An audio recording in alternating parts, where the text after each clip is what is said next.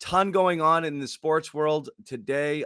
Big extension for Charlie McAvoy. I know that's a thing that Sean McAdam also likes to talk about, but we're not here to talk hockey with Sean. We're here to talk baseball because Sean is currently in Houston, where the ALCS is going to be played tonight, game one between the Red Sox and the Astros. And Sean, let's just get right into the pitching.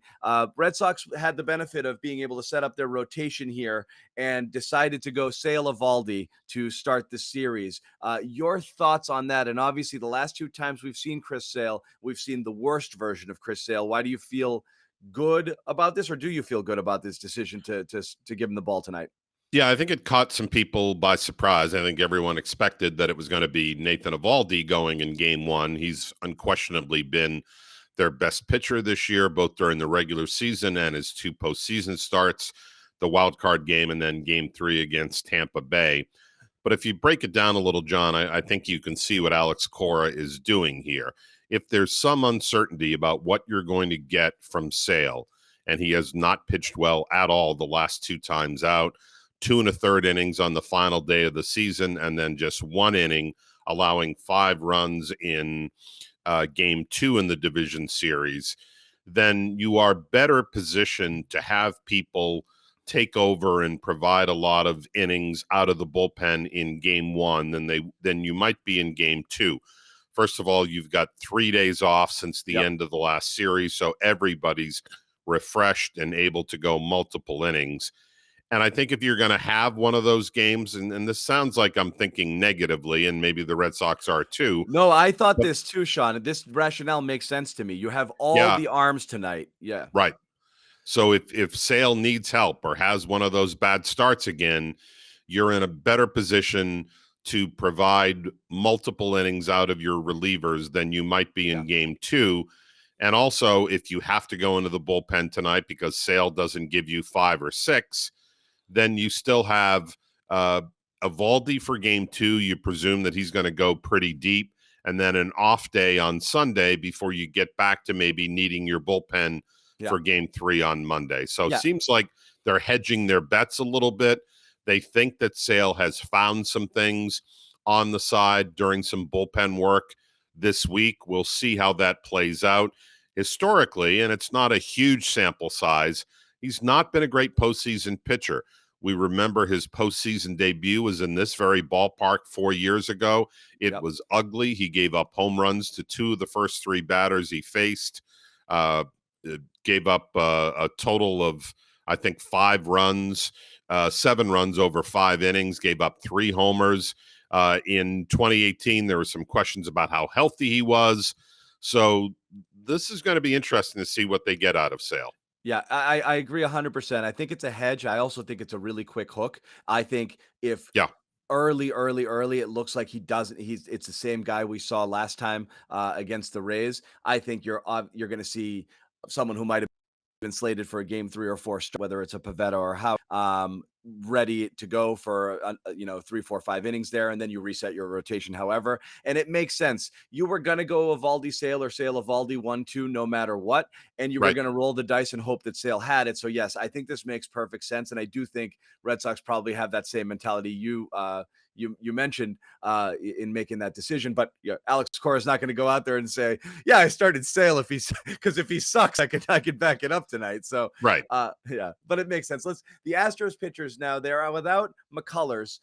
Forearm strain could be the season for him. So Sox didn't face him this year. Obviously, that's bad for Houston. It really strains their depth. But the 1 and 2 starters that they're going to be facing are people who fared really well against the Red Sox, particularly game 1 starter Framber Valdez, who was really dynamite in his 2 starts in those back-to-back June starts when the teams met, home and away. And then you have the rookie going in game 2 who also faced them one time and was Luis Garcia. It was also very solid. So do you expect different results this time around facing these guys again? Well, the Red Sox do, because they've seen them now. They were unfamiliar with them back in May and June during the 2 regular season meetings that were separated by a week.